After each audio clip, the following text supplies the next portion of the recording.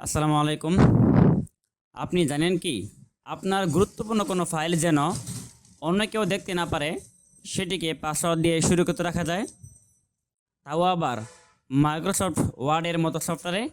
হ্যাঁ, ঠিকই শুনেছেন। মনে করুন আপনি একটি পেজের মধ্যে আপনার সকল ব্যাংক অ্যাকাউন্ট, বিকাশ অ্যাকাউন্ট, নগদ অ্যাকাউন্ট ইত্যাদির পাসওয়ার্ড লিখে রেখেছেন। সেটি যদি অন্য কারো চোখে পড়ে তাহলে বুঝতে পারতেছেন যে আপনার কত বড় সমস্যা হতে পারে।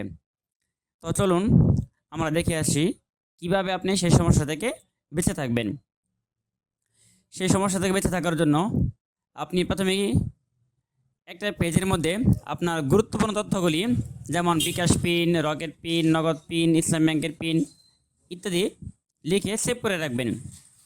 ফাইলটি সেভ করে রাখবেন। সেভ করে রাখার পরবর্তীতে আপনার কাজ হলো আপনি চলে যাবেন অফিস বাটন থেকে প্রিপেয়ার থেকে আমরা চলে যাব ইনক্রিপ্ট ডকুমেন্ট পাসওয়ার্ড। এখানে আপনি আপনার মন মতো পাসওয়ার্ড দিয়ে দিবেন। আমি এটি পাসওয়ার্ড দিয়ে দিলাম।